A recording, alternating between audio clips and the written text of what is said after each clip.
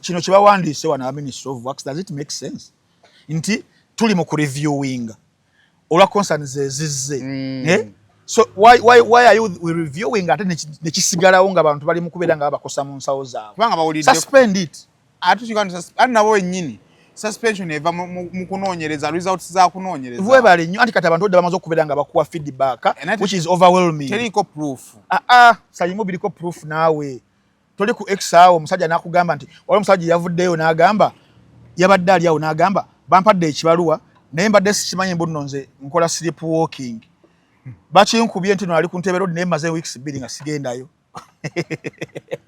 naye nga kyazze n'ebikolebwe mu mutima omuki gwe mitwalo nkaaga singa bazisaye mwana wa nnyoko yandizijjeewa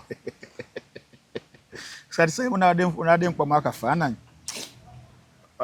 mwana avuga lawumu ya milioni 3 ogikuba ekyokola kya milioni 1.2 kali bo officers bennyini nabo asobola okuŋŋanyayo enguzi ye n'agula akamotoka bamukuba fayini ya mitwalo nkaaga mu nnaku 3 nga ziweze kyenduba kakadde bo bagenda kuzijja ludda wabbo bennyini baagala situation gyalimu yes she can say ndi wa NUP siri wa DF ne bana banegwaniza but there is what we say, there is what we call writings on the wall. What are they now, reading? I want to ask you, tuli mu mwaka ogusembayo gwa parliament buli mbaka wa parliament alina right okushiftinga okuva mu kibiina ekimu okudda mu kibiina ekirala yes kikiganye baagala okusala baagala ekibuganya okusala baagala okutentinga baagala okufuna a passage egenda okubeera glorified tagenda ku defectinga nga babwanika like which kind of passage eya bamaze okunyima card then I have to go. That is the reason gyali mukubeera nga anoonya. Nana Herbal Mouthwash lyeddagala ettuufu lye nakakasa mu kujjanjaba endwadde z'amannyo. Amannyo gakuluma bw'ossaayo ekyokya oba ekinnyogo gagasanyalala bw'osenya ovaamu olusaayisaayi oba ogayiza ludda lumu. Senyesa Nana naye weegendereza abafere tebakuguza kappa mu kkutiya musange mu famasi zonna. Nana yakakasibwa National Drug Authority. Fe aba Rosemary Beddings tukuleetedde kalonda yenna ow'omu kisenge wamu n'ow'omu nnyumba.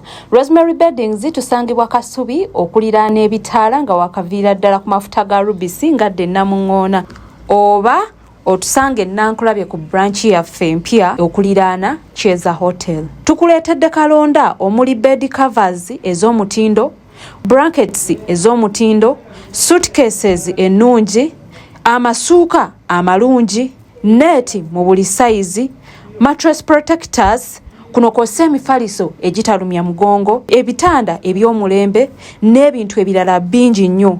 Tukubireko ku nnamba z'essimu 070 77 59 71 oba otusange ku branches zaffe ez'enjawulo e Kasubi ne Nankulabye ate nga tuderivaringa Rosemary Beddings, your home of comfort.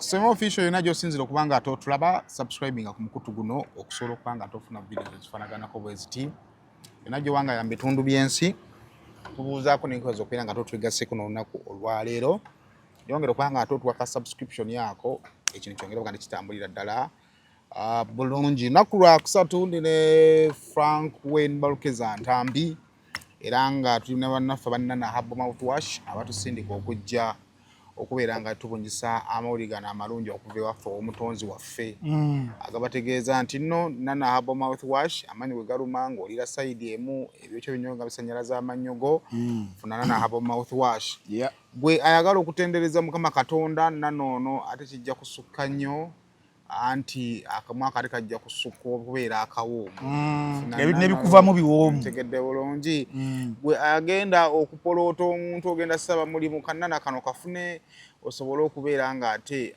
osembeza busembeza naye nga tosindikira wa abagenda ku deeti nabo abagenda ku deeti ntambi emabegakawo nalaba nga wagwa mu bizibu Nana Herbal Mouthwash kakubeere kuki era kambadde nga kumpira sike kaleta ebizibu taata twakavaako ke emabega kaawo asikavangako biri byali birala nagera nendaba nga ndayo neŋŋamba ye mutwalanga Nana ate n'amuvaako simuvangako Nana biri byali birala kale ejja kugana ekojja kagatta ate amanyi g'ekisajja abeere ng'akola ki nedda baba nedda buli kimu kiri bulaala biri birala era nabyo birala ye kakati awo nja kwogera n'omwana ono omumpya gwe nawulidde omugagga agaba ku ssente oba emu ne ku ssente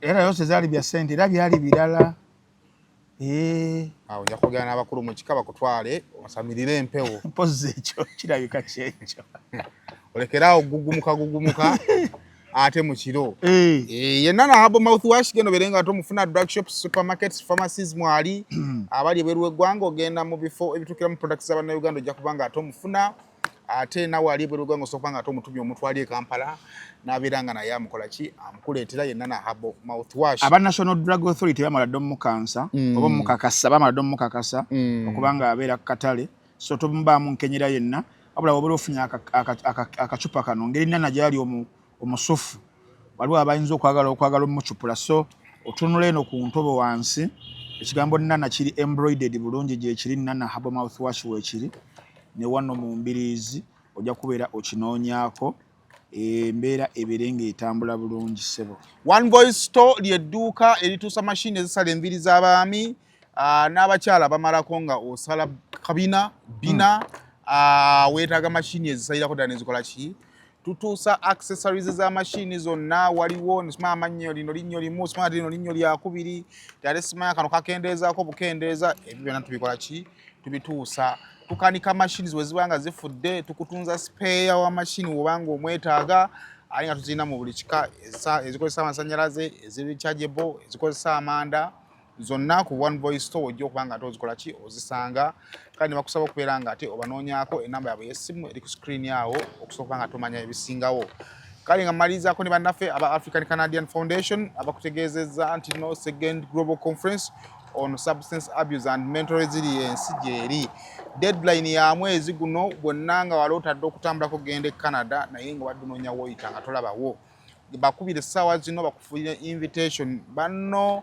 bamaze dde okuba nga bateekamu nde nasembe okwogera n'omukulu ng'abantu nga 20 bamaze okuba nga bateekamu tuli mu kulindira kulaba baviza bazikola ki bazifulumya kakati wandibadde ogenda n'okola application n'ogendera ku banki ey'okubiri egenda okuba nga eteekamu visa zaayo kakati abaana ababo omukisa banaafuna visa naye nga tukkiriza nti bajja zifuna kubanga bagayidingiddwa bulungi bagenda kuba nga ate balinnyonnyonyola wakati w'ennaku z'omwezi nga 5 ne 10 okubanga boolekera eggwanga erya Canada beetabe mu conference ennaku z'omwezi ga 12 paka ennaku z'omwezi ga 14 jangu olambule jangu osome jangu onoonye connection n'omulimu osobola okufunira awo mu African Canadian Foundation mu second global conference on substance abuse and mental resilience mbaniriza mwere kubanga ate mutwegasseeko gamba otya ndi bulungi enda kutwalako mu gym nkole kyate anti abagamba asiko obulamu tassa mukono naye olina ogendako mu fitness omubiri omanyi omubiri guconnectinga n'obwongo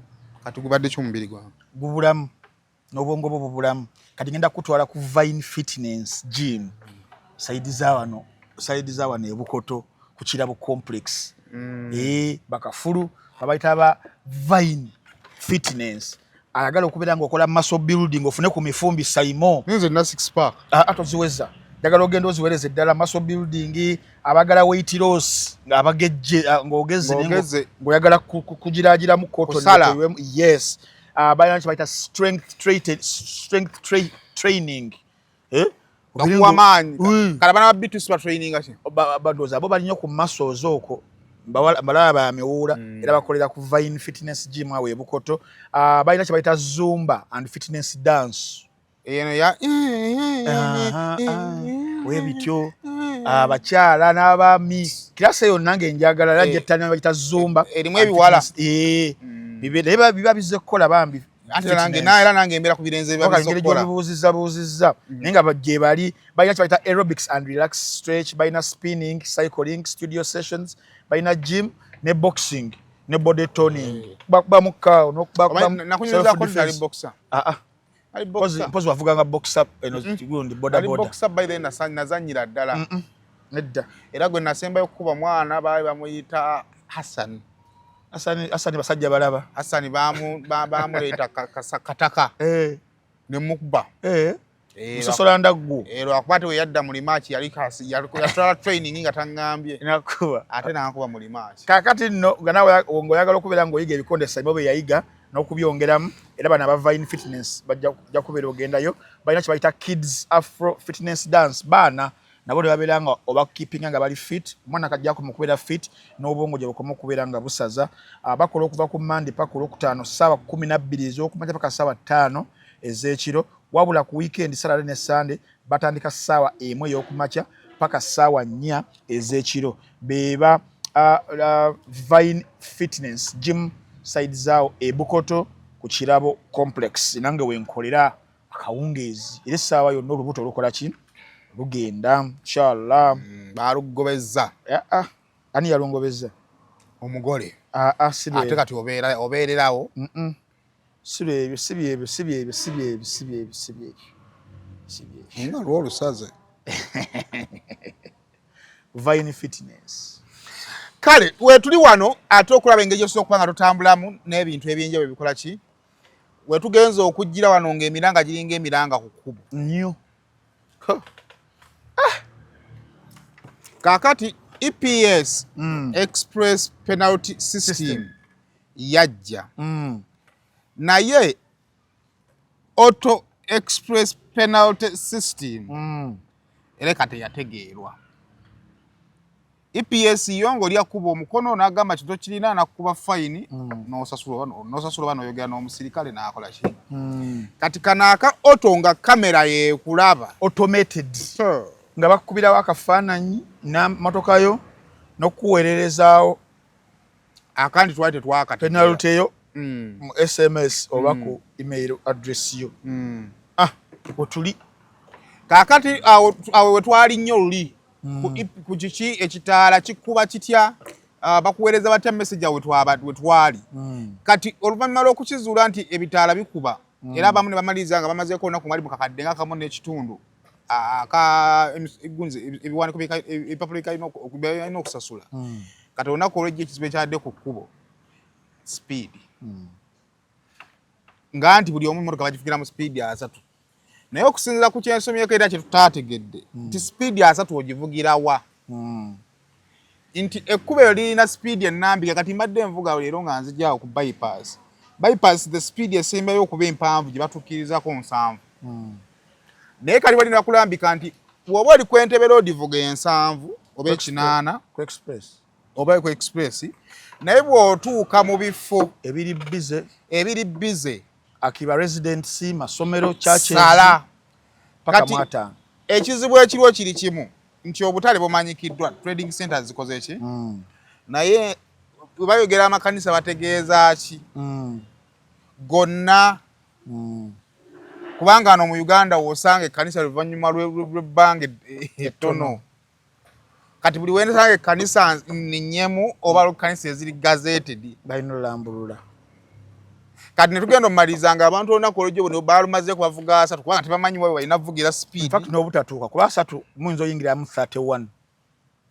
ne bakuba fine abadde bavugira mu 2025 we tuli ange naje nabyeko gyosonyi gyataddemu ye kampani eno ekwasaganya ensonga eno joint stock company and global security nti ffe tuwako only 20%. yes ekyokubira kyenabyo amakyago olunaku olwaleero ekitongole ekyaweebwa era kye kimu ekyo okukuba number plates emmotoka eziri stranded ku border okusobola nga zemezeddwa okuyingira kuba tezinnafuna namba tozimanyi muwendo bagamba namba za out of stock kati ekibuuzo emyezi omukaaga egyatuweebwa ginaatera okuggwako olaba zino emmotoka eziyingira 10,000 tugambe buli lunaku ziganya okufuna namba plates kati ate ezaffe eziri mu mitwalo n'emitwalo eziri mu ggwanga awo we tuli simanyi gwe kiki waalabye kye nalabye nze kennyini ne wolaba ntuuseereeti olunaku olwaleero wano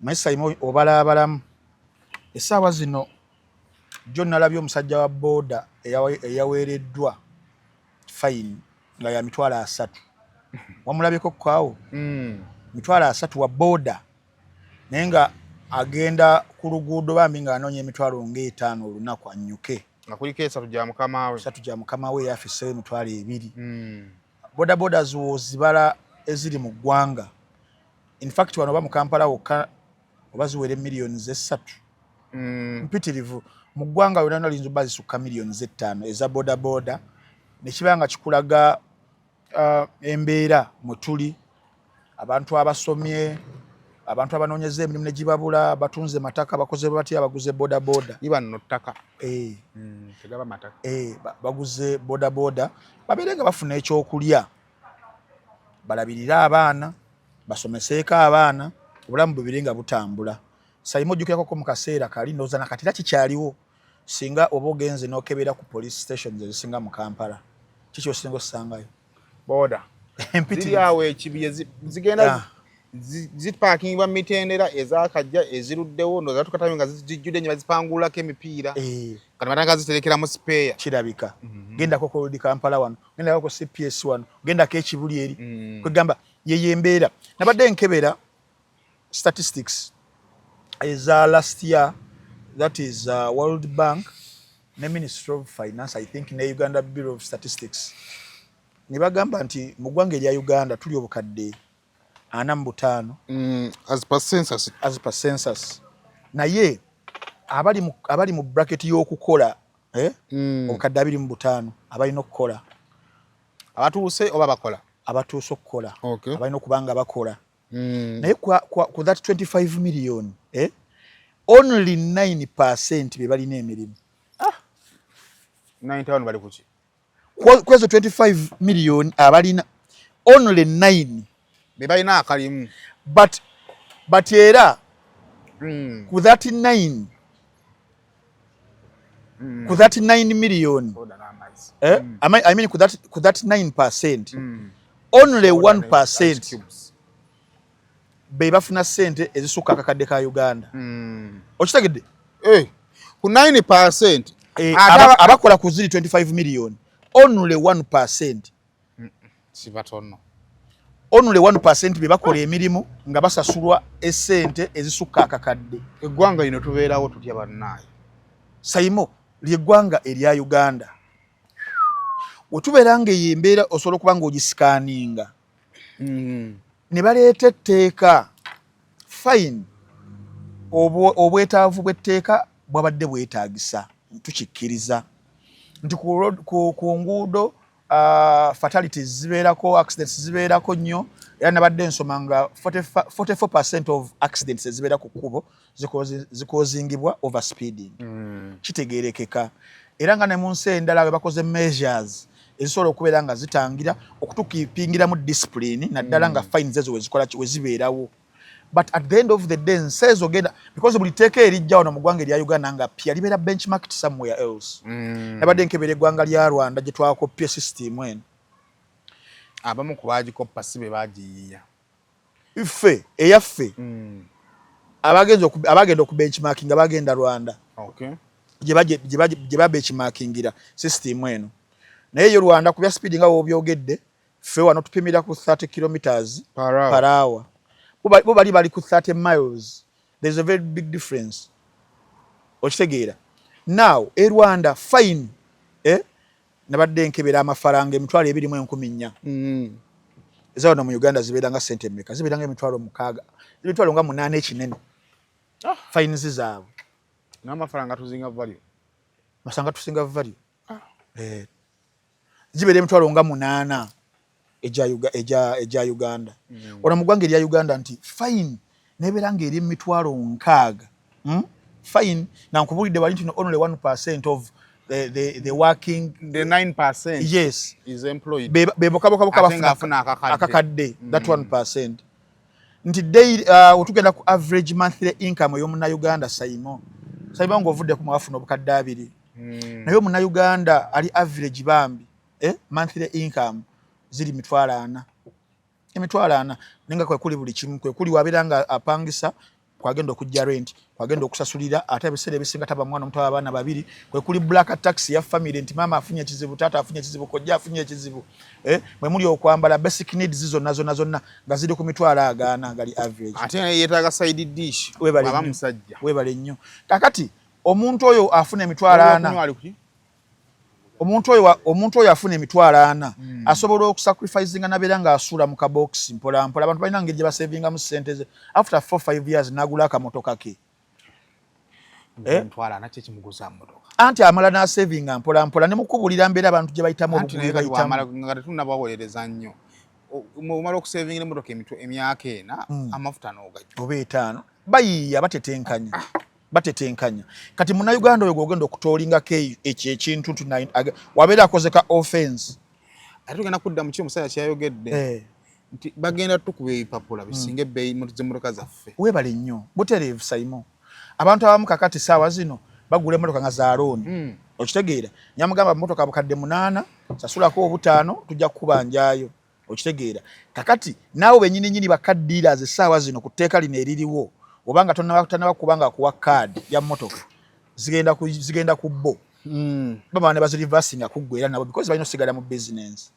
awo na so sayimo badengeza ko kusigira kifaananyi ekyembeera y'abanna Uganda kibalimu ekyebyenfuna bawangalira vis-a-vis amateeka gano agazze okubanga gatumalira mu ddala n'akabadde kasigaddeyo oba kitegeera so awo wentandikidde nze kenyini mbadde nkusigira ekifaananyi mmotoka nagiparkings yakulemeredde zijidde ku wiribalo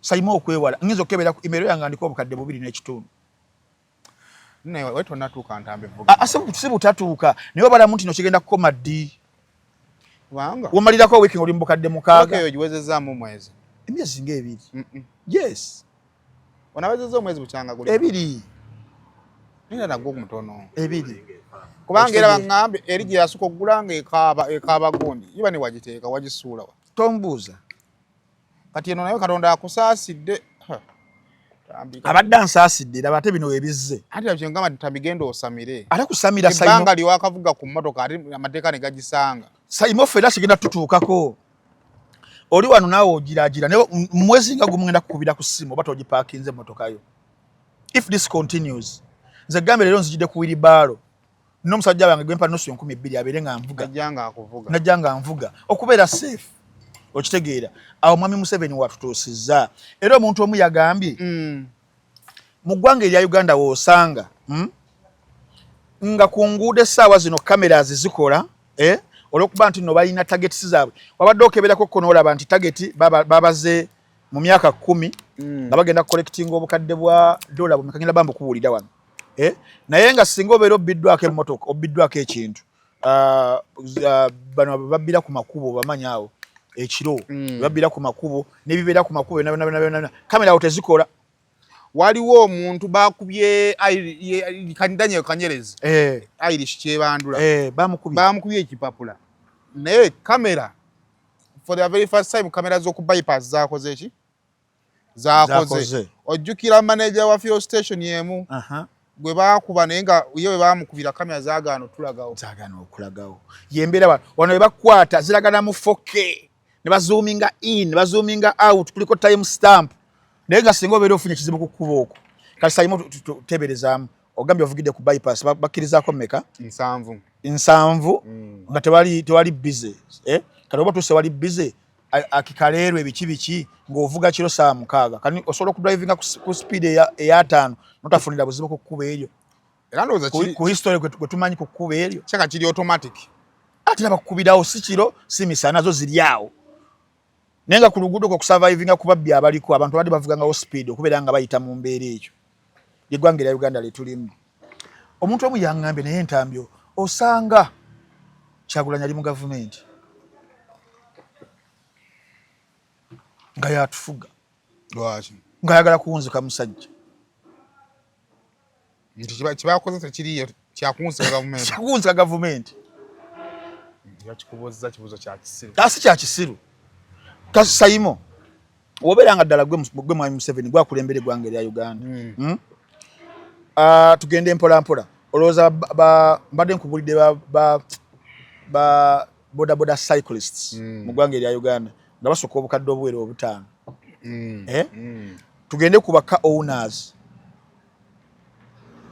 olowooza tuli bameka kozi kati nawe mwoli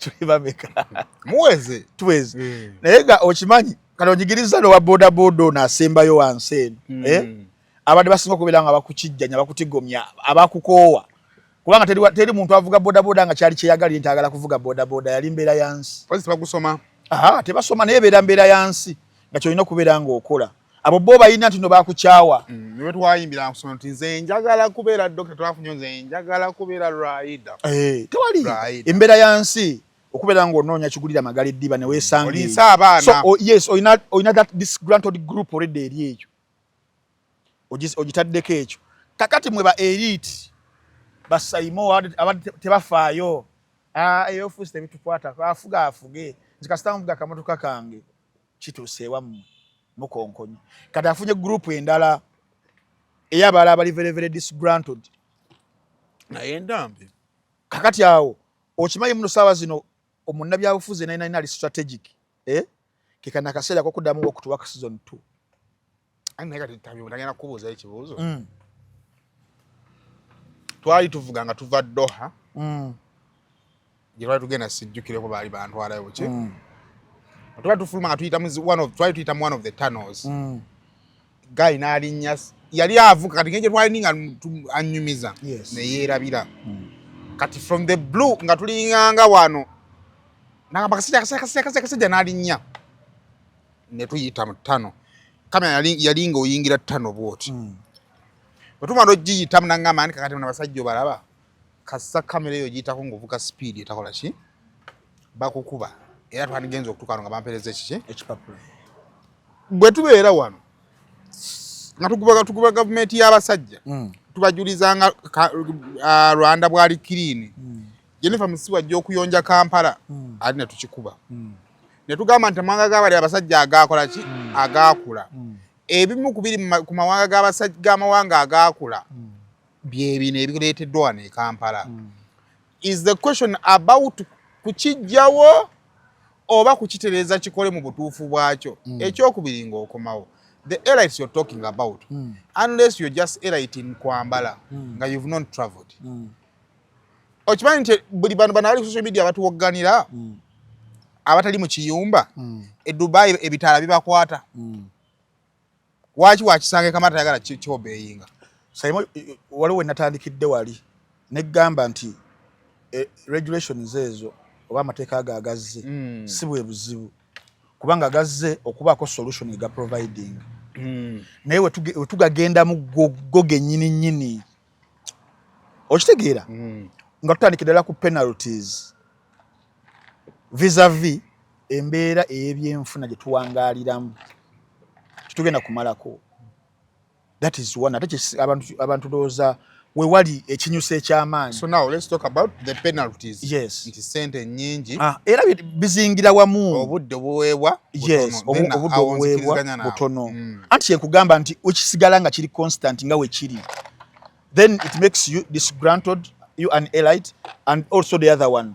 N'ekyokubiri. Nebabiranga bali disgruntled. Eri ewala okuba tugambe ekipapula kya mitwalo 2.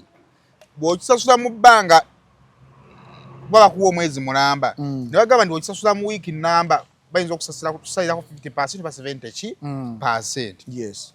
Ne wano ate bo banyiivu nnyo. Ekyokubiri Sayimo. Nali mbuza abantu ku bintu ebibiri ebirina okusooka. Ekigaali ekati sikapa ekigaali n'endogoyi kiriwo ekisooka kinne wakyo mu maaso.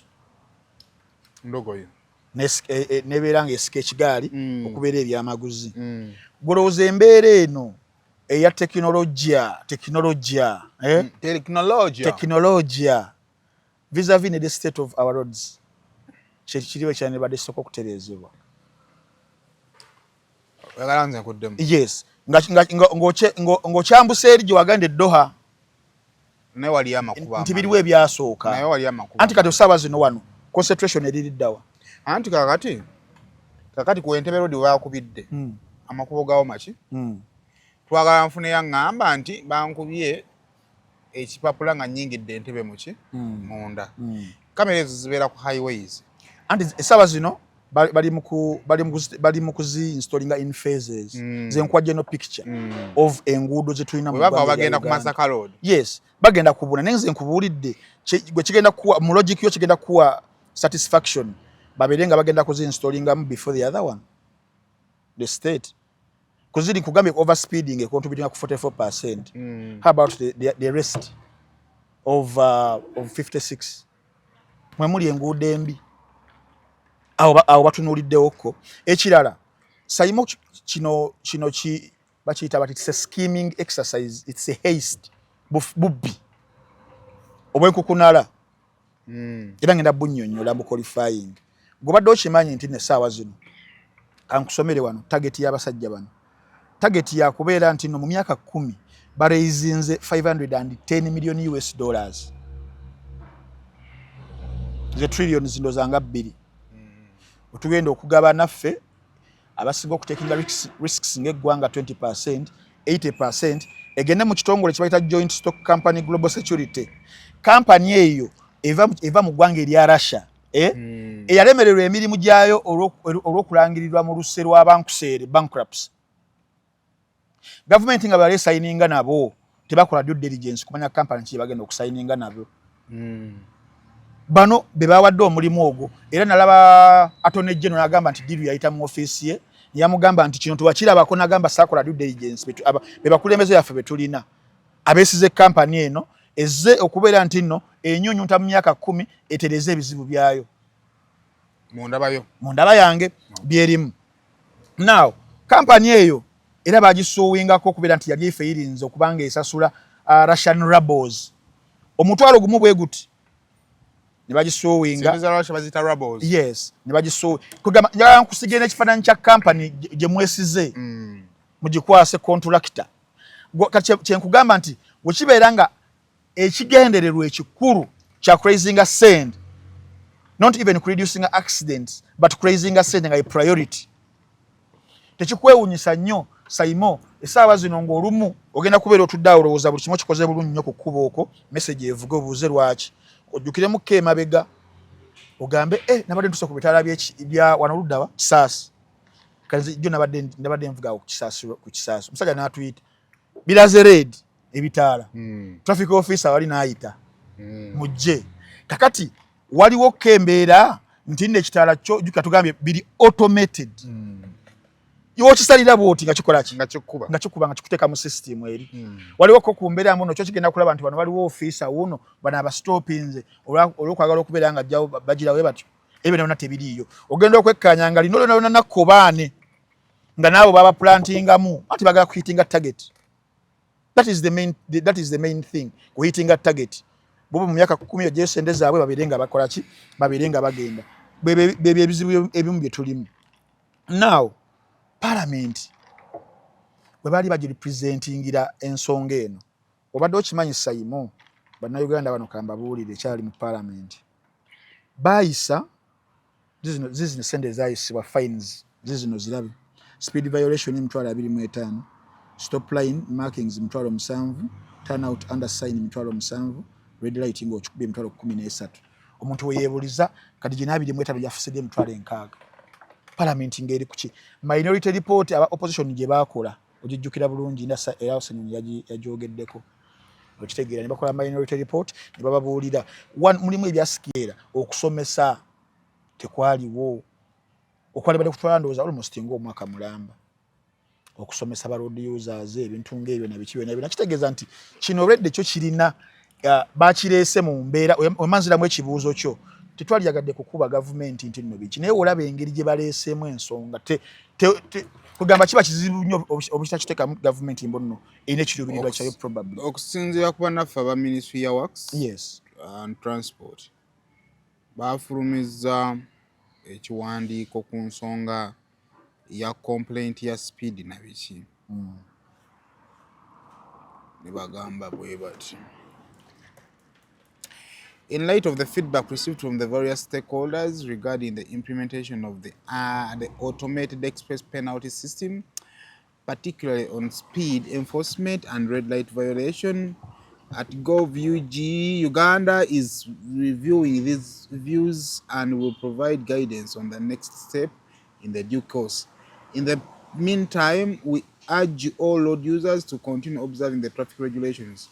The implementation of the system remains in effect as efforts to improve road safety continue. Now, munzivuunulayo ukikyolabamu ekyo munzivuunula yange kyonna ekyo tekigenda kukola ki kukistopinga nze kintu kyempita ugandanizing ekintu kyonna kyetuyimportinze kati mu Uganda tulina akaseera emmotoka bisobola okusukka ennyingi ku Queensway ng'olina okutaako ezimu maybe because omukulembeze w'eggwanga agenda kukola ki agenda kuyitawo. Now that calls for Ugandanization of the EPS. Oba ntegedde bulungi.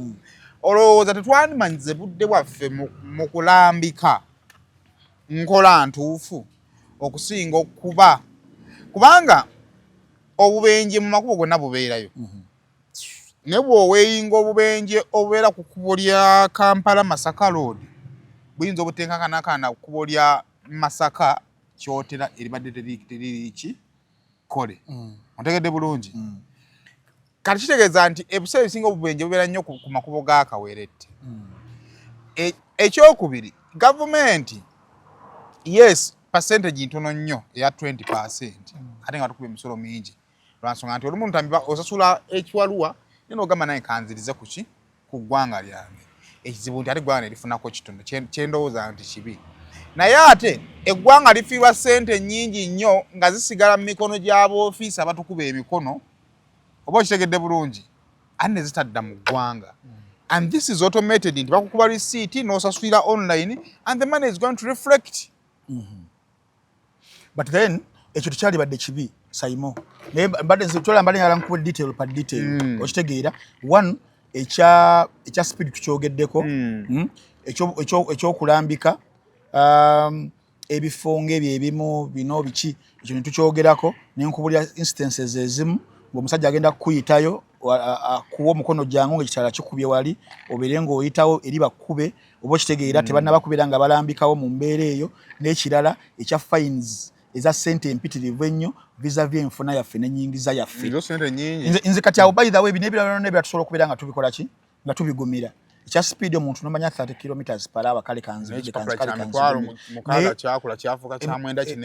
okitegeera nti emitwalo 6 nga bazaagala mu nnaku 3 ezigaana nga bongerako awo wewali obuzibu bwa bannayuganda bali mu kubeera nga bafiiringa bwe wali obulumi obuyitirivu ennyo okitegeera Saimo awo tulina okubeera nga tulongoosa amateeka gaalize yes tetuganye buli kisobye ekikolebwa mu nsi kibeerako okusasulwa kibeerako penalty tetukiganye but what kind of penalty kibeerako okusanga omubbi w'enkoko ne mugamba nti kati oyo omusaala gwe tumusalidde gwa kumwokya bookya yes kyakoze kikyamu but alina kutta mutte oba okitegeera so balina okubeera nga bali a bit considerate eri bannayuganda twembracinga amateeka gano mu kwagala okuba nti no naffe ensi yaffe ebeerako weyeeyongera n'ebizibu ng'ebyokumakubo tubeere nga tubisolovingira wabula twali kikoledde wamu kiri kye bagamba nti tewaliwoko ku engagements okubeera nti no ba stakeholders bonna bekikwatako beebuuzibwako n'okunnyonnyola abantu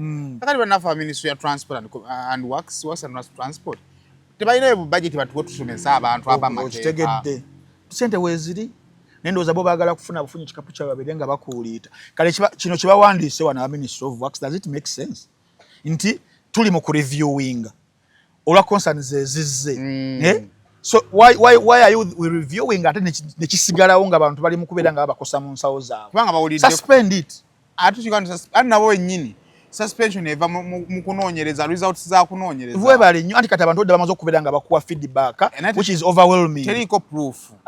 Sayimu biriko proof naawe. Toli ku X awo omusajja n'akugamba nti wali omusajja yavuddeyo n'agamba yabadde ali awo n'agamba bampadde ekibaluwa naye mbadde sikimanyi mbu nno nze nkola sleep walking. Bakinkubye nti no ali ku ntebe rodi naye maze weeks 2 nga sigendayo. Naye nga kyazze. Nga ne number plate yabadeko si kati mukyalimu ebizibu ebiringa ng'ebi oba kitegeera. So bannaffe kye bali badde bakola okusevinga Munnayuganda n'okukikomyawo nga tukyembracinga ffenna. Bakkirize ensobi nti nno baapakuka badde ba reviewing bayengeginga ba stakeholders bonna bagenda okuleeta ekintu nga kikola ki nga kyekyo oba kitegeera Simon nze bali obuzibu kati manya Bannayuganda bagamba nti akufumbira ey'omutwe omufumbira ya bigere omanyi kye baakoze kankolage ekifaananyi kyaka wakirabye nako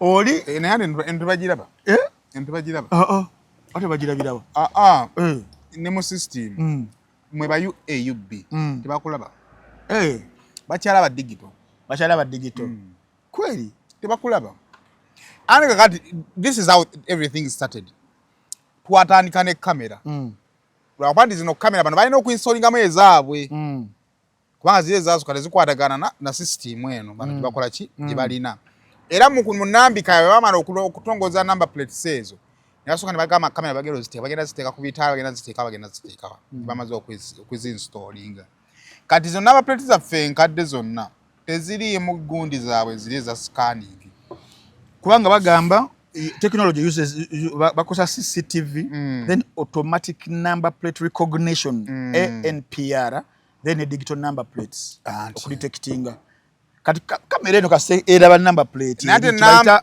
automatic number plate recognition era sebo Simon fines nakalabako muri muzi UA ngenda zukunoonyeza very hard ngenda zukunoonyeza banga nekyo okubiri kandabe wano gwe mala okukuba UA email yene bagijjawa ewo muyindi oyina email ndakonda besaimo kizibu sangamu UA mulimu buli bwokka buno obupya bwokka bwe busingamu you check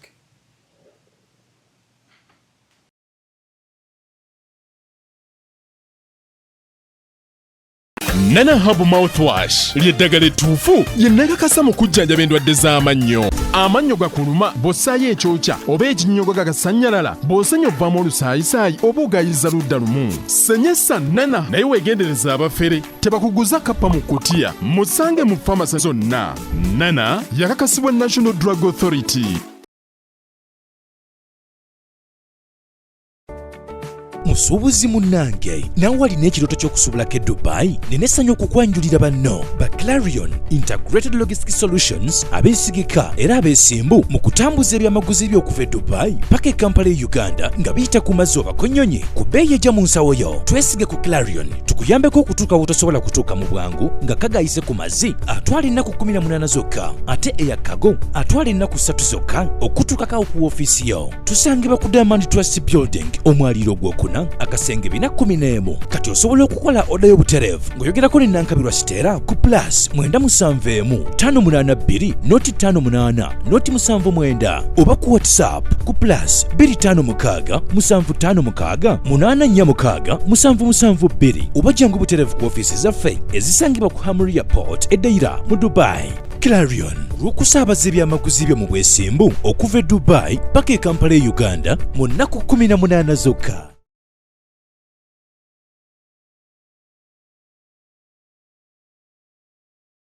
ndaziraba wano but as we move on wemba nchirabi so ekyo nno kyekyo bwe kitiwola kibwe kiri naye katwongera okutereeza nenze kyensaba tibanyigiriza nnyo bantu the initiative esobola okubanga nnungi because amawanga yonna gye twegomba okugenda bikolebwa nebikolebwe mu mutima omuki gwe mitwalo nkaaga singa bazisabye mwana wa nnyoko yandizijjeewa kati sebo unade nkwa mwaka faananyi mwana avuga lawumu ya milioni 3 ogikuba ekyokola kya milioni 1.2 kali bo officers bennyini nabo asobola okunganya enguzi ye nagula akamotoka bamukuba fine ya mitwalo nkaaga mu nnaku 3 nga ziweze kinduba kakadde bo bagenda kuzijja ludda wabbo bennyini. So tugenda creating embeera ya dog eat dog. Eya survival for the fittest. Olina obuka kyekiri sayimu kye bagamba abasajja tebabanga batuzanya akabadi kali. Bagamba nti buli Munnayuganda abantu ba sente meka 1 point. Ana 2 million ndowooza. Katwala twadduke omusolo gwaffe. Ebbanja lyaffe. Tuli mu kusasula mpola mpola. But kale tunakinoonyerezaako ekyo naye akattu akaddako nno we kali badde nsoma monitor olunaku olwaleero nga kampani eyo yennyini erina okukuba digital number plates. Overwhelmed kati nti number plates tezikyalabikako. Wakawuliddeko? Yes. Naye ate we are approaching the deadline ffe abavuga zi UB okukyusa okudda mu kanamba kali. Otegedde bulungi? Kaakati kitegeeza ntugenda tukatayimu nga ffe batukwata waki tuvuga emmotoka eziika ennamba enkadde naye nga tulina okuddukira otuwa ennamba. Otegera? Ekyokubiri by now mwana badde mwatandika dde okusensitizing abantu bagenda bafune ki? Number plates empya. But you cannot even do it because negye mutusinka teri number plate. Ekyo kikulu kikola ki? Kiri awo. Ekyokusatu bakaddiras baavayo then raising up complaint yaabwe. Nti mugenda kukwata emmotoka zonna muzizze ku bunamba obuki? Obupya. Mugenda kutta business yaabwe. Omutagula kanamba. Kubanga business yaabwe etambulira kaki? Kanamba. Kati ntambi agenda kufunayo X yagitegeko akanamba. Kati nga nze nakamala okugula ddala akanamba akaddala. Kati mugenda mbaza ne business z'abantu muzikoze ki? Muziyingiddemu. Kakati those complaints are not yet answered. Mukimanyi naawe wennyini abantu bagula emmotoka okusinziira ku nziruka. Kakati bwe batubanga tuli ku 30 kilometers per hour. Omuntu takyalina pride eri nga wakubira Simon naguze emmotoka jangu ogirabe jangu ogya ekomayo paka mu 2 mmeka. Oba okitegeera. Kati awo wona Simon ketulimu naye kyembirivingamu this might be a political strategy of someone getting a popular vote. Masijja kutoka mu November December agamba byagala babijjo buli awanji bwo owulire enduulu wetta ababoda ne bana abalala toweewuunya koteragenda sasula ebintu ebyo Simon ng'ogyeko mu abalina ssente tebagenda tusiba batumalewo bazimpounding Mpozi mulina okusiba bakuyita bakusindikira then ne bakuyita oba ogaanye oba bakuyita mu kkooti biki byonna biba bigaanye oba bakusangira wonna they impound the vehicle. Why? Ekyabadde ku office ya Nupu olunaku olw'ejjo wakirabe? Nakirabe naye kasooke mala okujukiza ku abantu baffe bannaffe aba Sham Confection Plus. Sham Confection Plus basangibwa ku Equatorial Mall opposite KCCA offices edduuka namba P9 nga bagamba nti gwe nawe nayina omukolo ogw'ekika kyonna ng'oyagala muntu agukuteekerateekera. Bano aba Sham Confection Plus bateekateeka oba bategekera ddala emikolo obeera nga obeesize okutandikira ddala kugisookerwako. Katugambe nga baby shower, katugambe graduation, katugambe birthday parties, kwabula balongo, katugambe waliwo gye gisookerwako Simon nga gyawaka but ne gino era emirala nti oyagala kukola kwa njula oyagala teekateeka mbaga n'ebintu ebiringa ng'ebyo. Aba Sham Confection Plus basobola okubeera nga bateekateeka emikolo girimu ebika. Yes. Wali omukolo gw'okwanjula omukolo gw'okwanjula ogw'obubba. Bamanyi okuteeka emikolo gy'okwanjula egy'obubba. N'egy'obubba bagikola kubanga ate n'ekirala bakola kye bayita okusurprising omwagalwawo. Babikola balina gift hampers ezo bimuli kubitwalayo omwagalwawo batwagala nse mutegeere mmanye bo bagenda ne bakikolerako ekyo aba Sham Confection Plus ate nga batimba n'okutimba ku kye bayita decorations. Aba balina n'ekyenjawulo nti batraininga abagala okubanga bakukate mu bintu bino byennyini bakuwa week program week ebeeremu nobeera nga okugukira ddala kye bayita 1 week skills training okubanga muyiga baking, juice training, bread making, icing circle ne decoration. Be bannaffe aba Sham Confection Plus bakafulu bakubire ku namba z'essimu 0782 37 89 93 ne 0704 65 69 40. Kadi why? Ekyabaddewo wakirabye? Nakirabye. Amagye? Just what I didn't understand was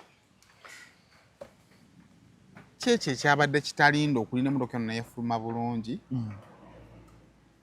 kubanga omuwendo singa emmotoka yafulumye n'omuwendo gw'abadde bagiyiwerako gwali gugenda kene Kikyali kitesobola kulinda twanekisenta tokuluyingira ne mu kitebe muli abantu abangi bakuba amasasi. Saimo kyannaku nnyo nti era oyinza okumuterawo okumuyirawo tawulo naye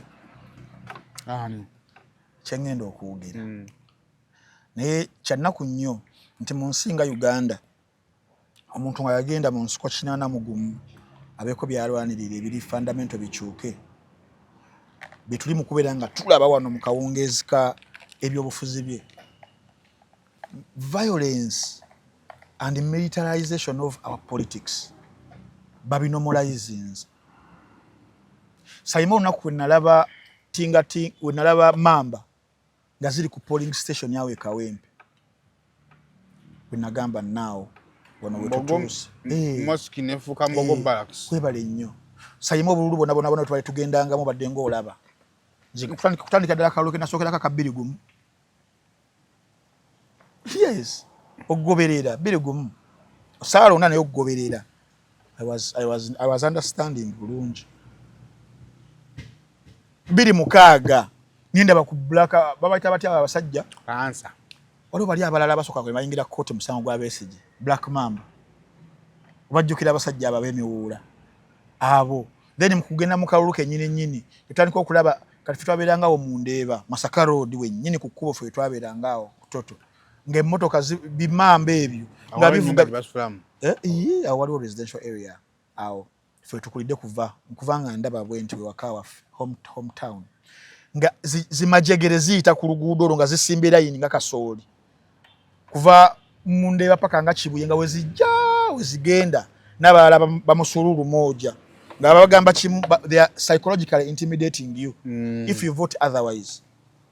Okitegeera babanyiga batambuza bigere naye nga they are instilling fear.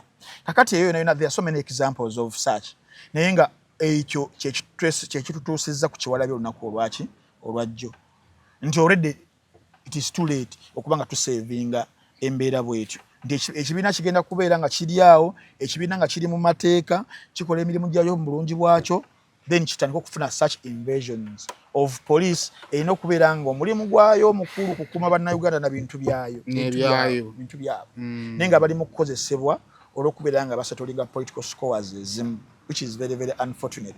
Omwami eyakwatiddwa si Kaweesa Stephen Nup Commander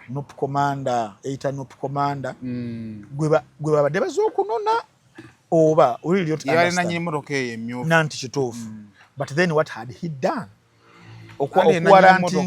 okuwarantinga police okujja with all that force. It wasn't called for.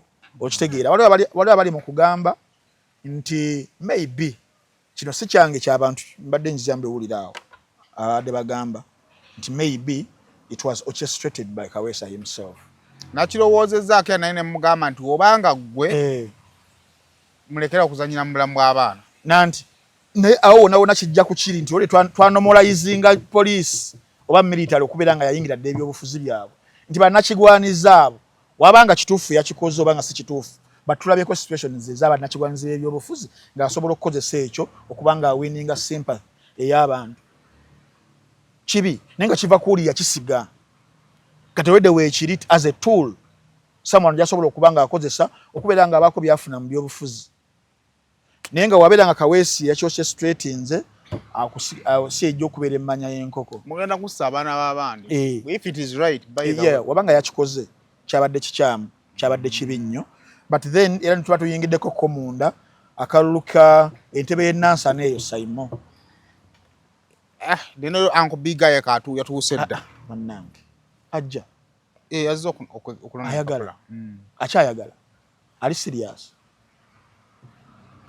wali Zambali Brasio wali kana kambata then ani oli Wakayima nono n'abalala bangi zezimu ku hot zones eyo ne Makindye East ne Kawempe South bangi nnyo abazeetaaga South eyina bangi naye banafu kyogamba mutoto wani eyina bangi naye banafu naye kenyini mutoto ayinza obba yasingako amaanyi naye guntaakome olowooza people have normalized omukuba. Roy Sembogga Roy yakomyewo. yakomyewo. He's a sober guy. I don't know if he made peace with the top man. Kuba Roy yayomba nnyo. Tebeerabira. Wabanga alina bye yakola tebeerabira. Andy Kawempe South waliwo omuntu kati ali mu kubonaabona. Alaba ekifo kikalu naye atya okuvaayo. Munyagwa. And he would come back. He would come back and do what? And win the election. No, bingi bye yekoledde mu bingi. Kyenkugambye nti yanyiiga nnyo. The same applies to Roy. Nti yafuna card. Ate Roy teyanyiiga. Roy yasobya ndowooza mbuga. Naye no ntabadde nnyo na bbala. And of course yamala naye yeewaggula n'afuuka gundi. Yeewaggula. But I think ne mu activities z'abavubuka abaddemu. Okay. Ayinza obba nga he came back. Naye kati bangi abali awo mbalabye bangi. Bangi. This is going to be a very busy political season. Naddala kuba vyingire ebifo. Rose mulabye agyesemba bule. She's very serious. Nema. Sayimo tulina okukola nnyo kibayita I don't know citizenry gundi eyo omuntu bamubuuza ekibuuzo n'addamu ekibuuzo n'owulira ng'ofa. Anyway, katumwagalize birungi Nina. But yena amuli okumpi oba handler. No kati kino kigenda mu bonna. All the entertainers abayingidde politics. First of all, oba ova mu vetting. Tekirimu musango okugamba nti mbonna ebibuuzo bye mubikwate abuuza ki? Omu. Funa kati eyeeyita PA wo bakwate ebibuuzo nawe bimuwa bikole ki? Abiseemu. Agambye kino sigenda kiddamu kino ngenda kikola ki? It happens worldwide. Mugano gwange Rain. Lwaki ogende wakkunga tutakuwadde bibuuzo? Nti tiimu y'abantu abatambulira ku bannabyabufuzi oba ne tiimu y'abantu nga 6 ne bakubuuza nti singa Museveni omusanga ng'olina ejjambiya omukola ki? Olina ddamu nti omutemako omutwe. Ate ggwe mujjako ejjambiya ne muwahaaga. Then who has the best answer? We take the best. Ozegedde? Kati problem ba artist bagenda okufuna eryemu. Inti engeri kamera gye zibatambulirako ennyo era n'ensobi zaabwe zigenda kubeera. Zigenda kweyongera. Ekodi nnyo. Ezo ensobi bannabyabufuzi bonna bazikola. Naye lwakuba nti bali abakola ensobi ezo tebalina mukisa gwa kamera zino kubanga tezibanoonya. Bwe kamera zibanoonya. You have to be aware. Political aware. Babuuziza Nina ebintu. Yazze musagala kubiddamu wano. Naye nagambye. Lwakuba nti nze nga as a person, I'm happy for Nina Ransonga emu. Nze Nina ne bw'atawangula. Nze happiness yange ku Nina eryemu nti there is a Nina gwe twalina omukubi eyeekubya essaawa zino kati amaze okwekyusa alowooza aswakyusa n'abalala. I think everybody needs such a transformation. Maybe. Ebirala bisobola okukyuka with time. Maybe. Nga tumaliza tulinawo kyawo. Baagala nekiti. Baagala omuyinako ki? Tewalabye ekipande? Ekya DF. Eyo Photoshop. Wamukebeddewa. Baagala tali mu DF. Anti wamukebeddewa nti Photoshop. Pakati wano abantu balowooza baagala yampadde ssente. Naye nze nina obuzibu bumu. Now this is me. Njagala nnyo abantu abaweebwa omukisa ogukola ki? Ogwenkanankana. Let's be given an equal opportunity. We compete and then let the winner take it. Woteekawo atmosphere nga tetwenkanankana. Sigenda kukkiriza bigenda kuba. Anage muleetedde tenkanankana baagala. Nti abaana bano ababiri abava mu Nuupu. 5 ne Nabbosa. Baweereddwa omukisa ne bagenda mu field. Ani agubawadde? Abantu bawadde omukisa. Kati ki ekigomesezza na kati bw'otandika blackmailinga baagala. But who blackmailed? The moment you start bringing out a DF poster. But then how sure are you that it was them who brought it? She's not DF because she openly came out. Nagamba nanga I'm not. But whoever is bringing out the poster. But then there is what we call their writings on the wall. Tulabye abantu bangi nnyo n'omukulu bamugamba nga dda biki bikinaganze ndi mu NUP. But when writings on the wall tali nabo. Nti gwe sayimu okimanyi bulungi nnyo ebyo bufuzi bya strategy. You have to be strategic. DF webagiforminga omukulu yennyini nnyini abadde alina ab'emikago be babadde ng'atambula nabo. And she's one of them. But she has been very smart and strategic. Mu ngeri gy'abadde approaching ensonga ezo. She hasn't been ebwanika okitegeera. Abadde nga yerekerayo okugulu okumu nga kuli eno okulala nga kukola ki nga kuli eno. And I told people yesterday nengamba nti omukuku na musajja naye musajja mugezi omuwa credit musajja mugezi strategic. Formation ya DF mu kubeera nga bali mu kwanja conveying abantu walaba tino ba members bali batono. But it was a strategy not okumalayo bonna omulundi oguki omulundi ogumu. Waliwo abagenda okudefectinga mu maaso wali, but then they have to find reasons eziri justifiable lwaki ba defecting. Kati ye situation gundi mwali omukyala ani baagala situation gyalimu. Yes, she can say ndi wa NUP siri wa DF ne bana banegwaniza, but there is what we say, there is what we call writings on the wall. What are they now, reading? I want to ask you, tuli mu mwaka ogusembayo gwa parliament. Buli mbaka wa parliament alina right okushifting okuva mu kibiina ekimu okudda mu kibiina ekirala. Yes. Kikiganye baagala okusala. Baagala kibuganya okusala, baagala okutentinga, baagala okufuna a passage egenda okubeera glorified. Tagenda ku defectinga nga babwanika. Like which kind of passage? Passage eya bamaze okunyima card, then I have to go. That is the reason gyali mukubeera nga anoonya. Kadi baginyimye, then I have to go. I have to find information. That is the only reason. Lwaki akyali eno. But not taliyo mbuno akkiririza mu ideologies zaabwe anymore. Omanyi nti no mu politics. Many politicians do not believe in the ideologies of the political parties where they belong. But the political party where they belong is the only vehicle. Yes. That can drive them through. Yes. Ekyo kituufu. Walabako Ombaka Tinkasimire. Barnabas. Nga he talks opposition. Mbate Kamwa. Nga he talks opposition. But when he went on the ground, nga vehicle opposition is mukola ki? Okimanyi kije ekiri? Kisoboka. But for Bagala's case, Bagala has been under scrutiny. Era movements zonna zabadde akola buli muntu abadde azimanyi era buli muntu abadde aziraba. Ebintu bigambo byabadde ayogera byonna bibadde biraga. Lweyite yewe egenda okubeera. Nti ensonga eno ey'omukulu abo bwe bayinza okubeera ba victims of circumstances. Abo. Kakati, you have to be strategic. Nogamba nze ndi eno. Nobameza amakiro. They either give you or anti naye if they don't give you, it creates for you. Do you doubt the process of NUP and how they give their cards? Do I doubt their process of how they give cards? Olinayo ku kibinja ekigamba nti Bobi Wine card agijja mu ngalo n'agiwa omuntu. No. Waki bwe kituuka ku muntu nga omukisa gwa people power weeguli. Waki mubuusa amaaso people power ne mudda ku personality?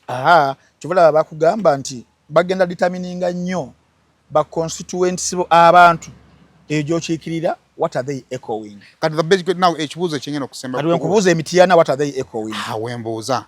Lwaki we mubanga mukakasa nti nno munafu temumuwa mukisa nga temumu blackmailinze. Acha blackmail kijjeewo. Waki nga tibamu blackmailinga? Baagala tannakuba ku poster ya DF. Era kisoboka nnyo okugyekubisa okugikuba n'ebeerayo and then you set asobola. Kyabera aba preempting. Amazima gali bwe gati. Bojja ntambira enkubuuza nti are you in a relationship with anyone? No ngamba am not. Lwakuba nti nakulabye okutte giraasi bbiri. It is okugamba nena mulabye ne giraasi mmeka. Naye mu mawulire what is official? Mawulire what is official kirala ne mu politics what A for a politician and what A means for a politician and what B means for a politician.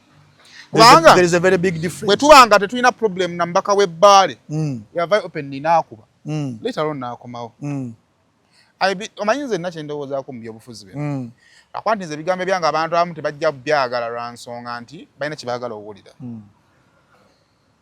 abantu bano ababiri baali bwe bati ani nani Oweekitiibwa ne Mwami Kyagulanyi era ne babagula abantu bameka Oni agamba bannange ono nze president wange bannange nze ono Europe waki tebaatubuulira nga bagenda okwawukana it just came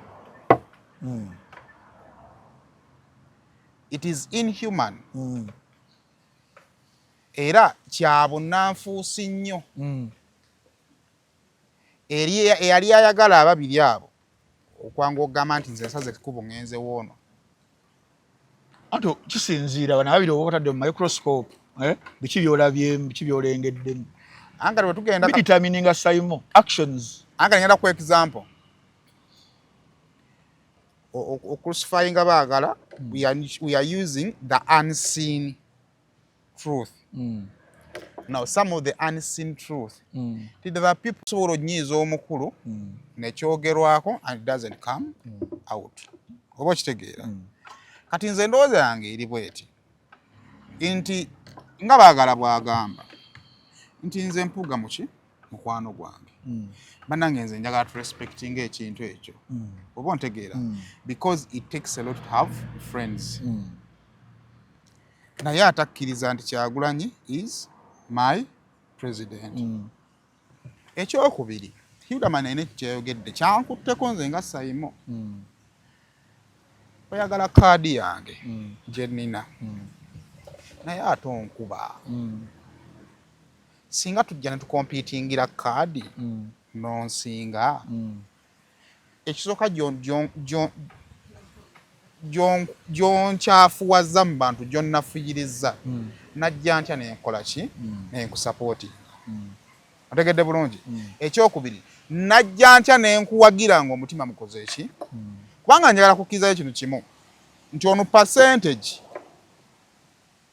baagala is the fact that he is incumbent ayinza okuba talina percentage emuyamba kuwangula kalolo ne ku bakandidate ab'opposition abaliyo abasinga kubanga incumbent kitegeeza ekibiina ekimu mu makaadi yeetaaga okumatizibwa nti ono ansinzeeko buki businzi kankwata obuwagizi bwange mbukole ki kyenva ngamba nti let's put a leveled ground kasite saa zino level gye tuliko yakujjayo ki mpapula ontegeera bulungi tugende mu bantu bw'avaayo nga munafu awo tumuyite nti oli munnaki era kyekimu kyenadde ngamba neewa Zahala kwani ku Shamimu tosobola kusinza gy'osinza n'ogamba nti we need justice for Shamim Zahala si member ontegedde bulungi why do we deny some people chance okupracticinga their constitutional rights oba okkiriza nti nno baze emyaka 5 mu palamenti ng'okola tugende mu baki kati Saimo kankubuuza ekibuuzo bano bano byogedde naye because politics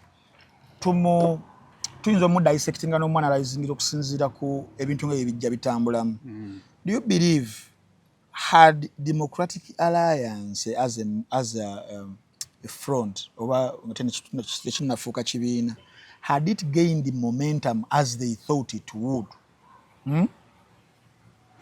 later forming Democratic Front as a party and had it also whatever nga People Power Movement we yajja treating nga DA Democratic Alliance the People Power Movement mukujja yalina amaanyi mangi nnyo aga grassroots yalina influence nyingi nnyo yalina ne trust mu bantu ibagikiririzaamu okitegeera later nefuuka National Unity Platform mu 2020 era still ne attractinga abajja okubeera nga bagyegattako gegali amaanyi gaayo and I believe mu byobufuzi era a People Power Movement had to be a prototype for a Democratic Alliance kutandikira ddala wano mu nteekateeka za mayirida Thanksgiving and how it came about byonna nanga byatambula nti muli nsuubira we byatambula si we balowooza nti bigenda kutambula bannannyini baabyo.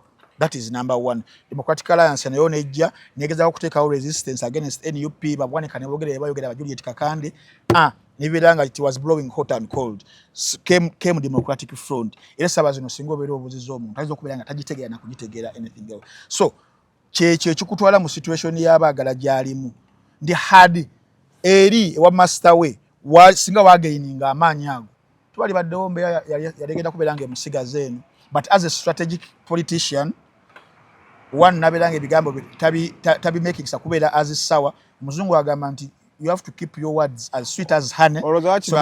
So and yasirika olw'ensonga she's a strategist yali strategic uliriza Simon nkoleso nokola submission yo naye kugamba nze by and large had Democratic Alliance and Democratic Front been as powerful as their initiators thought, there wouldn't be any reason wachi bagale saba zino kugula okumukulia ino kumala kulia, because tosobola kubeera ngo yagala ebintu bibiri omulundi gumu. You can't have your own cake and then you want to eat it.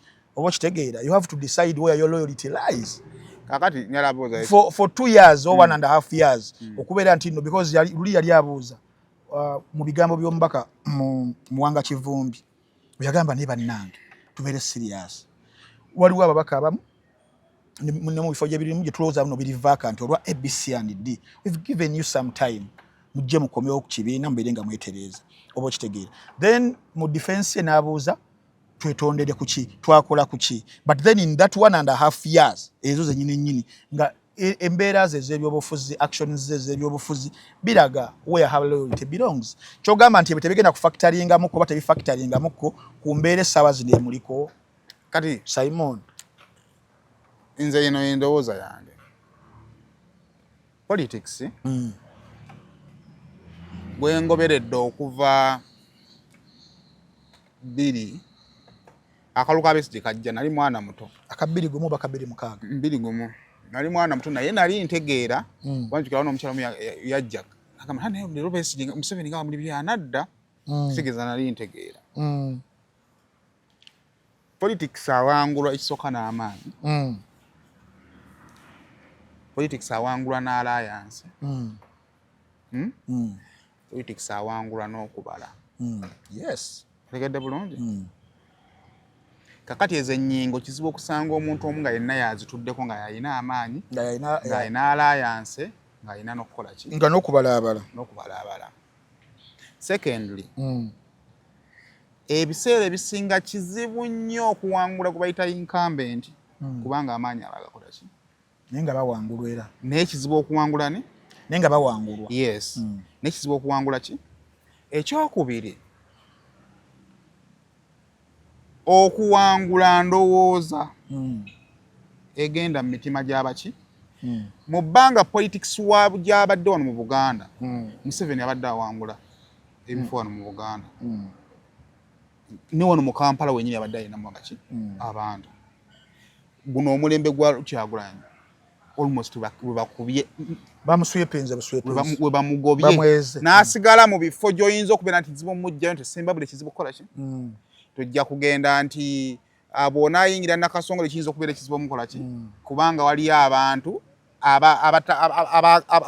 abatalowooza nti womusweeping bagenda sigala nga bali ki safe kakati politics bw'omala omuteeka ku mmeeza n'omanya nti Emityana ninayo baagala she's 50-50 ninayo abaana bange abo babiri ninayo 5 ninayo ne Nabbosa but according to the research I've made entono Nabbosa musobola obumukko because of her background naye ate mu amaanyi mu municipality olinayo Mityana North, Mityana South, then oleta municipality ate nga mu byalo ezo constituency mmeka ebbiri kyokka mu kaseera tubeeredde wano nga twerumaaluma walaba n'abakoba kalulu ka structures akewaabwe bamusimbako n'akuba n'essaako bw'ati undoubtedly n'abakoba waaki w'amaanyi. Politics atambulira ku nnyingo za nzikiriza otegedde bulungi nti baagala alina omukisa okugamba nti ngenze mu DF. If she doesn't cross to DF, the truth is she realizes that DF si vehicle esobola okunyamba okuyita ku kino kyenkola ki. Now gwe nga tumaze bwe tuba tuconsidering nga tugenze ku people power network 60%, go wa 40%, what do you look at? Kuba no bennina waliwo asobola okweŋŋanga oli. Bwe tuba tuli mu politics ow'okuwangula oba kitegeera kubanga NRM ina propaganda gwekozesa ng'eyina beeyitamu okulowooza aba opposition nti kyetwetaaga kiri ekintu ekyo Bobi Wine kukola ki kuyitamu. Twatuuse ku tteeka lya UPDF ekyamazima nga opposition terina kyesobola kukola ki kukola. Kati tuba tugenda mu 2026 nze endowooza yange opposition terina okusooka okukola kwe kunyweza byekola ki byerina ate erwane efuneyo n'ebiki ate ekyo nga kitandika na leading opposition party kubanga tulabyeko ebiina bye tuyita eby'opposition naye nga ate bikola ne government. Kitegeeza nti nno ne bw'oyogera ababaka 10 aba opposition naye nga ggwe olinako 57 kitegeeza yo not. Kati kankubuzeeyo salimu ekibuuzo.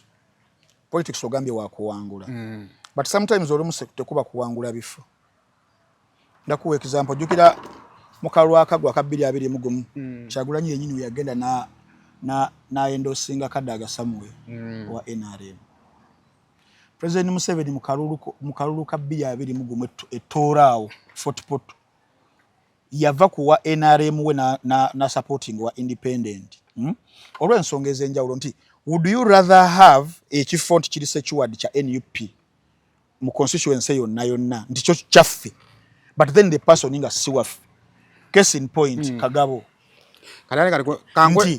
nti singa Kyagulanyi could reverse okuluzinga constituency ya Kagabo negende ewalala obegenze mu DP obegenze luddawa than having a Kagabo who is not yours. Kati nkoya kagunda akasemwe nga tumaliriza yowe Ssenyonyi bana bali ba movement baamanya kye yali akola yamanya nti bwe invite a day before nengamba abantu temujja mu parliament wala bagenda okujja era bali bagenda kukola ki wajja kufula parliament naga Madam Speaker me and my colleagues n'abaite bakize nabo bakola ki otegede bulungi there is something an opposition kubanga Kagabo ye asala n'agamba nti nze ndi waaki Jimmy Rwanga yasala nakiza nti wa Piero yu anti waliwo situation we babeeranga bali munda Kagabo kati we naale nanti ne after some time but wale mukutandika okuguguba yalinyanga nvunza ye yalagirawo nti akiza muhozi movement naye nga agamba nze ndi weeno era nina right yange okwogera b'ennyundo okubeera nakufukira envunza. Now the biggest question nga tonna kweyongerayo wonna baagala Joyce mukwano gwaffe gwe muri mu kulowooza okukwo between NUP eyinza okubeera vehicle y'okuddayo mu byobufuzi ne the big picture kyetulaba ekyekwesa oba kiri invisible of where the heart the loyalty and everything belong. Kyekiri kyegambye nti olumu mu byobufuzi togenda kuwangula buli kimu. Mukana akalulu k'ekawempe nagamba abantu tumayi Museveni takazeemu kubanga agenda kuwangula kifo kyaki kya Mbake hata kisubiramu nagenda kiwangula but aliko ebyenjawulo bagenda okubeera nga awanguliramu ebirala ebigenda okukozesebwa wali abagenda okubeera nga waddako. So ke kakatu NUP kerimu nti NUP essaawa zino it would rather lose ekifo ky'Emityana kigenda oba kizeewa n'abakoba oba kigenze luddawa. No, that is politics also because kigasa ki okufuna triumph y'omubaka nga si wuwo gundi kye yabadde ayogera ani akena Jimmy ezimu ku nsonga ezamujja mu corporation ya NRM mukyala we n'ava ku Kyagundi eno gyabadde yesimba ebbanga yonna nagenda yesimbe ku Dr. Ruth Acheng. Anyway, nze ndowooza yange my ideology is ebyobufuzi bigazi si bya bifo byokka politics without numbers nadala in parliament is dead. Kati ekyo ekifo kya Joyce kibanga kye kibali kigenda bafunira ababaka 10 nga kiri mu kifo kimu. Era nze kino kyente they rather lose it. Kino kyentegeeza bwe nti nebaza nnyo njagala kwebaza omubaka omwana ono yani ye Mubiru James mu biro no werubaga yagenda kuba kansala nalekera Abubeka kubanga mu biruwo wesiba ku Kawalya ogenda kujja mu biruwo oli w'amaanyi otegedde bulungi bagenda kukuba Kawalya kiyinza okubeera ekizibu ate okujja mu mikono gy'NRM oddemu okole ki ekino kigenda okukalubiriza ekigenda okukaluba Makindye ewa Ssewanyana West batuuza Ssewanyana ne Musiriri bamukola ki yamutuuza mukazi akaggwa ontegedde bulungi baga Musiriri lekerani Ssewanyana kakati nze kino kyenzikiriza bwe tusikula nti nno ono ye candidate waffe amaanyi akakola ki agayina tumwatulire oba ntegeera tugambe nti ekyamazima ogakola ki ogayina naye ABCD tulikola ki nti ekyamazima pate bwe gamba nti va kakiiko togaananga kukola ki kavaako ontegedde bulungi kino nekino kikole ki naye wano tulinawo okukola ki kubanga Nabbosa asobola okubanga mulungi kati naye nga tasobola kukola ki nti singa tusalawo ne tumutta kati n'abakuba n'akwata ayinza obutaddamu okukola ki nze politics gwenza okukola ki kituufu wabula ng'ekukkiririzaamu nti kati nze kyesikiririzaamu nti kale omwana ffenna tumukole ki tumufiirwe I don't believe in such politics anyway so kakati nze saawa zino okuwa omuntu yenna kale tuba tuli mwana yenna tumukole ki but what makes you think that Nabbosa or the other one can't win lwa nsonga egyo emu nti Mityana alina problem eri egyo nti baagala he has those staunch DP that love him naye abamuwanguza beba people power hour ontegedde bulungi and they are divided in three ekyokubiri mu constituency eyo already beeteeka nti bano ababiri already Nabbosa ali ku side ya tata wa Zaake Bitana amuteeka ontegedde bulungi the only candidate asobola okukakkanya emitima gyabo ontegedde bulungi now as per my calculation and I've made this calculation I've given you Bagala's calculation nabwa calculation ya Zahara Luyulika era nasa najjawa e Kampala nti some decisions are supposed to be made on paper nti baagala issues ze za buntu kyokka ate obuntu obwo naye webukusanga kiringanga lunaku principal yalaba muganda we nga bamuvuma yayinza otubuulira yekka n'agamba leero lwemba nvaayo okwogera issues za buntu naye weerabira okwogera issues ezaali fundamental in fact okwonya nayokko mukaseera yange abanesi bakakiiko naganze nsigala byonna byenaze mbikiririzaamu naye nze kyenzikiririzaamu waliwo omusajja gwe nabe ku radio foko ng'agamba bwebanga Nuupu evuddemu ekibiina mu myaka ena naye yavaamu dda ku biki ku bibiina nze kyenzikiririzaamu nze ebintu ebikyasinza okunyiiza tutute n'obudde bungi tumbanga ki ebintu ebikyasinza okunyiiza ye muntu akompeyalinga reign ya Kyagulanyi ku opposition ne Besigye naye ate nabwe nalabyeko era twali tunyumya emboozi efanaganako bweti n'agamba bye mugamba Kyagulanyi bikola Besigye yabikolako Kyagulanyi was not here to do what was done ontegedde bulungi alina kukola biki bipya we want to see 100 MPs Nuupu mu parliament omubaka ow'opposition Kazibe Bashir oyo omulaba ensi emuvumye naye tavanga yokusupportinga kintu ky'NRM ate kali yali sabuzeyo nga takiika abaye takiika n'abadde abeera is a living dead politically olaba gundi walaba Mbatakamwa Mbatakamwa tayagala Ssennyonyi ne Mbatakamwa Ssennyonyi bwe yagamba ffenna tuyimuke yali talina ki Kakande yayimuka yayombera mu lukubo naye nga munda akoze eki and the statement was made so kati nze mu politics owanze gwendaba esoka politics tabeeramu emotions politics wa bibalo politics wa numbers era nze nali musanyufu nga Bob Wine asinkanya akena lwaki of course if Nuupu actually nze Nuupu oshanagera kinyonyodde Nuupu ogenda mu alliance ne PFF nze ngenda ne UPC because UPC akuwa north bulungi ontegedde bulungi ninze nakuwa ne north east tujje mu parliament nga Nuupu ne UPC balina baka 10 mu ameka mata already mba mulina bargaining power that was a strategic ally ekyo nze nkikubuulira kakati gwe bona down ha bannaye nze ndi muganda nnyo oyo wa UPC that's not politics you're not going anywhere kyova olaba nti mu bayeekera abayeekera ba M23 bamala okuwamba boma ye Goma ate ne bagenda sebo egundi boogere Kinshasa naye nga akasajja akazze okwogera nawe kakuwambyeko ekibuga kiramba ate ne kagamba sigenda fuluma byebyo naye nga temunakubeera nga muvaako ne organic abagamba nti no emmere eddagala abaami abagala ka wake up call bakayina bulungi nnyo abaami abeegaya mu size Biva organic esobola okubeera nga bawa eddagala abatwala mu kisaawe namwe na Biva ye answer abalina allergies abakolola abakuba emyasi abalina senyiga atagenda abaziira abalina asthma abalina emigejo nga magala okukogga abakyala nga muli mbuto yabula nga muwanda temulina maanyi mubeera fatigued disaawa yonna Biva organic ye answer abalina lung problems abalina sinuses abalina pressure abalina amasavu mu musaayi nga magala okubeera nga mutangira okufuna kookolo Biva organic ye answer abakyala nga temulina amabere wabula nga muyonsera Biva ye answer ayagala amabere breast amabere milk amabere milk abagala okukogga oba okugejja era Biva ye answer omulwadde ng'oludde ku ddagala still Biva ye answer era bajjanjaba n'abaana abato bakubire ku namba z'essimu 0702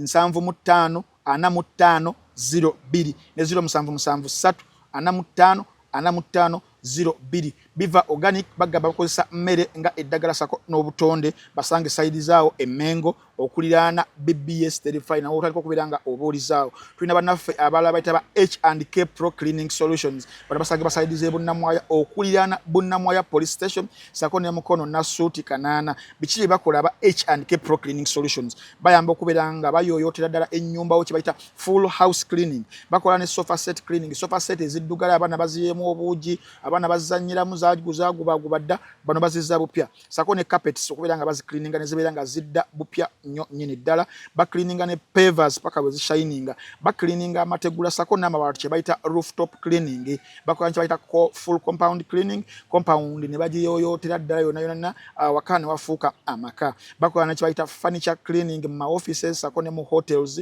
sako era ne mu hostels bakubire ku namba z'essimu 0752 84 0308 ne 0706 85 25 24 abonga mbavuddeko tulina bannaffe aba Ventures Bar and Lounge esange baside zaawo Najera 1 ebbaala eri waggulu ku rooftop wali waggulu nobeera nga empewo ekufuwako bulungi nnyo olaba ku byana ebyetalo obwetazi wabula nga byokomya amaaso n'ogaba bannange kiki ekiri wano balina kye bayita unique ambiance that stays memorable balina signature cocktails and food items ku menu yaabwe nga mulimu creative twists okuva mu bachef ab'enjawulo abasomedde ddala ebintu bino balina live entertainment from Kampala's top DJs buli DJ owakabi mu Uganda akubira ku Ventures Bar balina various trivial nights era buli lunaku bagamba ebeera nga holiday balina stylish rooftop kokomya obukomya amaaso nobeera ng'olaba ebibuga byonna ebiri mu Kampala balina ne Koze VIP section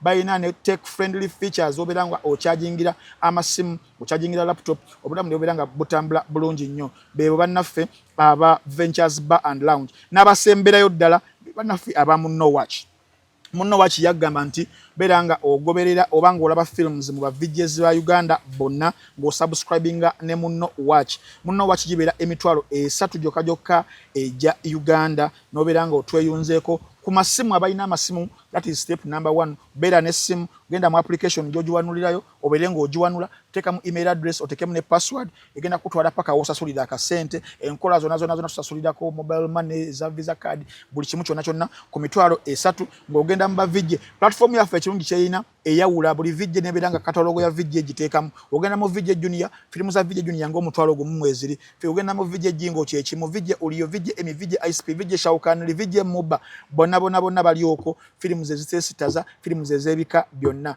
abanoonya ka firimu ke bayita straw kali mu kwogeza abantu ebyama obwama mu nsi yonna ka Taylor Perry buli akalaba kagamba bannange nze amaziga gampitamu ku weekend eno kagenda kubeera kafuluma obamu ku ba VJs baffe kibayita straw but esaba zino ogendako of course films empitirivu siza kubeera nga nzimalayo singa mbeera nzitandiseeko wegendereyo ojja kubeera nga ekintu naawe okirozaako bulungi nnyo nnyini ddala nsigadde nze Frank Ntambi Wayne Balkeza the youngest East African professor the orange cat Juggernaut the renegade see you when you see us.